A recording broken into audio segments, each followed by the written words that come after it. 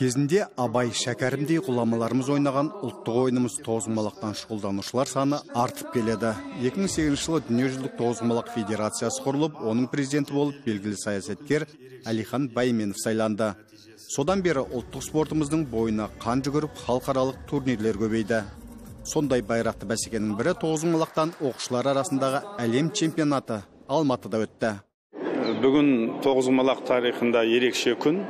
Тұңғыш рет оқушылар арасында дүниежүзілік чемпионат өтуде.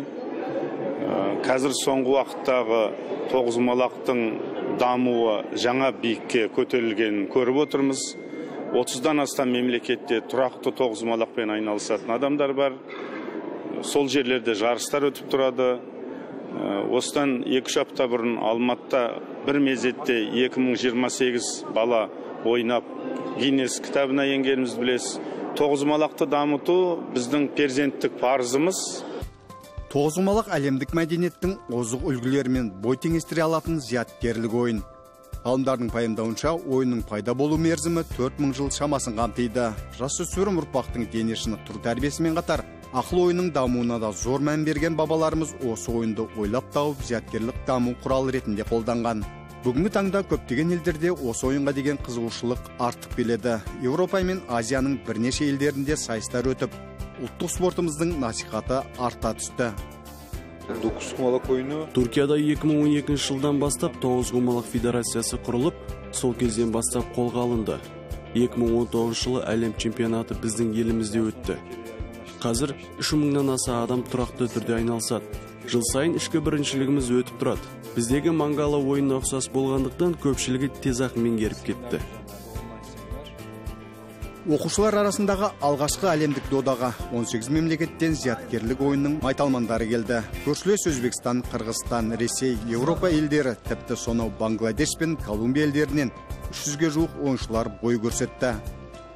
Естеріңізде болса, былтыр Атырауда президент айтты, аз шығын қажет ететін спорттарды дамытыңдар деп, оның ішінде тоғызқұмалақ ұлттық спортымызды атап өтті. Енді ондай айтылғаннан кейін, ондай тапсырма берілгеннен кейін, біздердің федерация тарапынан соған бір ұмтылыс болу керек, сондай нәрсені ұйымдастыруымыз керек. Тоғызқұмалақты қойшының алгебрасы деп те атайды. Себебі кезінде ата-бабаларымыз малдарын өріске жусатып қойып, жерге ұяшықтар қазып ермек қылған. Ал қазіргі таңда 2 қазандығы мен 18 ұяшығы бар арнайы тақтада ойнайды. Яғни жұп сандары мен тақ сандардың тартысы десе де болады. Тоғызқұмалақ ойыншының жылдам ойлауына, есептеудің түрлі тәсілдерін меңгеруіне ықпал етеді. Жастарды тәрбиелеуде, олардың ойлау қабілетін қалыптастыруда маңызды құрал. Сондықтан қазіргі таңда кейбір мектептерде арнайы сабақ ретінде де өтеді. Тоғызқұмалақтың жақсы дамып келе жатқанына байланысты оқушылардан да қызығушылық туып, факультатив ретінде де қосып жатқан бар. Енді оны мен дәл қазір сізге мына мектеп деп айта алмаймын. Шахматпен қатар, шахматтың дәрежесіндегідей әлі болғанымыз жоқ, бірақ бір жоспар, 1-2 жылдың көлемінде сол дәрежеге жетеміз деген ой бар. Ойлау қабілеті мен алғырлықты талап ететін тоғызқұмалақ 2006 жылы Лондонда, 2007 жылы Пардубицеде, 2009 жылы Канда өткен дүниежүзілік зияткерлік фестивальдердің бағдарламасына енді. Сондай-ақ 2009 жылдың қыркүйегінен бастап тоғызқұмалақ, шахмат, дойбы секілді зияткерлік ойындармен қатар ғаламтордағы арнайы сайтқа тіркеліп, оның онлайн жүйесінде ойнайтын бағдарламасы жасалды. Дүниежүзілік тоғызқұмалақ федерациясы Қазақстан Республикасы мәдениет және спорт министрлігінің қолдауының арқасында шұғылданушылар саны елімізде 200 мыңнан асты. Бангладеште ресми федерация құрып, осы ойынды дамыту үшін бар күшімізді салып келеміз. Өткені бұл зияткерлік ойынды біздің мемлекетте жатсынбай, оның дамуына жақсы жағдай жасалып жатыр. Соңғы 5 жылда тоғызқұмалақтан түрлі жарыстар, конкурстар өткізіліп келеді. Өткені жоғары оқу орындары, мектептер мен жастар арасында қызығушылар саны артып келеді.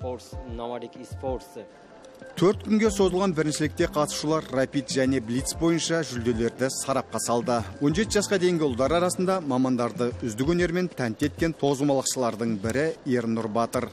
Шешуші кездесуде ол басты қарсыласы Мәди Ахметовті жеңіп чемпион атанды. Ал қыздар арасында, мамандар жастар арасында әлем чемпионы, әлем кубогының иегері Аяна Исаханға сенім артты. Тіпті ересектер арасындағы әлем чемпионатында жүлдеге ілігіп үлгерген Аяна бұл жарыста да сенімді ақтай білді. 17 жасқа дейінгі тоғызқұмалақшылар арасында сынға түскен ол рапидте чемпион атанса, жылдам ойлауға негізделген блиц түрі бойынша да алдына жан салмай тұғыр биігінен көрінді. Рапид түріне бізде Қазақстаннан тек қана 2 қыз қатыстық, және де басқа елдерден де 2 адамнан қатысты. Мен ең басты қарсыластарым ол әрине де 2 қырғыздың қызы, және де біздің 2-ші қазақ қызы, моңғол қыздары. Мен 7 ойыннан 6 ұпай жинадым, және де 1-ші орынға иелендім. Мен тоғызқұмалақпен мектепке 1-ші сыныпқа барғаннан бері ойнап жатырмын, қатысып жатырмын. Маған осы ойынның ұнағаны ол санау, математика, тоғызқұмалақшылар ғана оны түсінетін шығар, бірақ осы отырып, ойында талқылау, ойындарды қарау, қарастыру сол ұнайды. 15 жасқа дейінгі ұлдар арасында негізгі бақталастық Қазақстан мен Қырғызстан тоғызқұмалақшыларының арасында өрбіді. Өйткені қазіргі таңда аталған қос мемлекетте аталмыш спортқа қызығушылар саны ғана емес, ойыншылардың сапасы да артып отыр. Шешуші сында қырғызстандық Нұрел Сұлташевті жеңген Әзімхан Махмұтжан рапидте бас жүлдені иеленді. Сондай-ақ ол блицте де жүлделі үштіктен көрінді. Әрбір ойыншы өте жақсы дайындалып келген. Мысалы, рапид түрінен ең басты сопернигім Лес Сауытбек, яғни Шымкент қаласынан келген соперник болды. Ал бірінші шетелдік игроктарды айтса, олар да өте жақсы жоғары деңгейде ойнаған. Бірақ алайда олар ойынның соны қалай алып шығуды білмеді. Осы чемпион болғанымды барлық қазақ еліне және ата-анама, ағайыма барлығына арнаймын енді. Ең бастысы ағайымның арқасында мен осы 10 жыл бойы дайындап, осыны жетістікке жеткізіп жатқанмын. 7 турға созылған рапид сайысында ұпайдан шашау шығармай, қарсыластарының бәрін жеңген жерлесіміз Айдана Молдабек чемпион атанды. Қырғызстандық Бақияна Тургуналиева 2-ші болса, тағы бір қырғыз қызы Еркежан Асанкулова жүлделі үштікте түйіндеді. Бұл жарыс бірінші болып жатыр, сондықтан өте қобалжыдық, бірақ Құдайға шүкір 1-ші орын алдық. 7 турдан 7 очко жинап, әлем чемпионы атандым. Басты қарсыластар ол бізде 2 қырғыз, 2 моңғол, өзіміздің 1 қазақ бар. Олар да жақсы ойнайды екен, бірақ қатты емес. Блиц бойынша астаналық Әділет Бекмахан, батыс қазақстандық Самира Оразмұхамбет, павлодарлық Темірлан Сапар және Виктория Белицкая оза шауып, алғаш рет өткен оқушылар арасындағы әлем чемпионатында топ жарды. Бір қуантарлығы бұл жерде тек қана қазақ қырғыздарға емес, жүлделі орынға алыстағы Колумбия елінен келген 2 ойыншы 3-ші орынға тұрақтады, және де Испан елінен келген 1 ойыншы 3-ші орынға тұрақтады. Сол өте қуантарлық жағдай. Әсіресе Колумбиядан келген ойыншылардың киім үлгісіне қарапта олардың тоғызқұмалаққа деген көзқарасы, ынтасы жоғары екен білуге болады. Себебі киімдеріне олар тоғызқұмалақ деп жазып алған. Әлемде тоғызқұмалаққа ұқсас ойындар бар. Мәселен, Мысырда калах, Монғолияда есенгаргол, африкалықтарда мангала, азиялықтарда сумка. Сондықтан зияткерлік ойынға қабілеті бар. Кез келген жас меңгеріп кете алады. Сондай жастардың бірі Колумбиядан келген Гвида Бенитес. Ол әлемдік додаға алғаш рет қатысып қана қоймай, жүлделі үштіктен көрінді. Бұл мен үшін алғашқы әлемдік жарыс. Бапкерім 2012 жылы Астанада өткен әлем чемпионатында жүлдегері болған. Сол кісі мені осы жарысқа арнайы дайындады. Мен де бүгін 3-ші орынға табан тіредім. Өте қуаныштымын.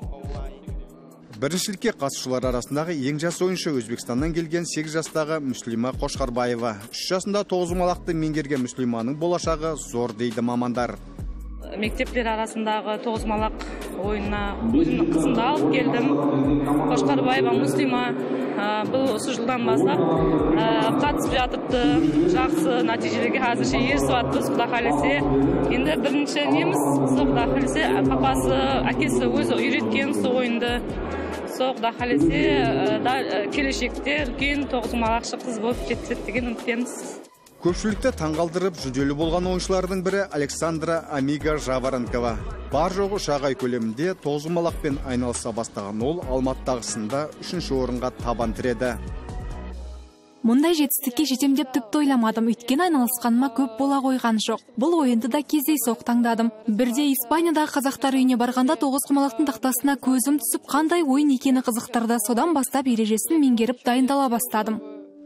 Ұлттық спортымызды жұмыр жерге паш еткен оқушылар арасындағы тұңғыш әлем чемпионатында жеңімпаз атанғандар ұлттық құрамаға алынып, алдағы байрақты бәсекелерде ел намысын қорғайды.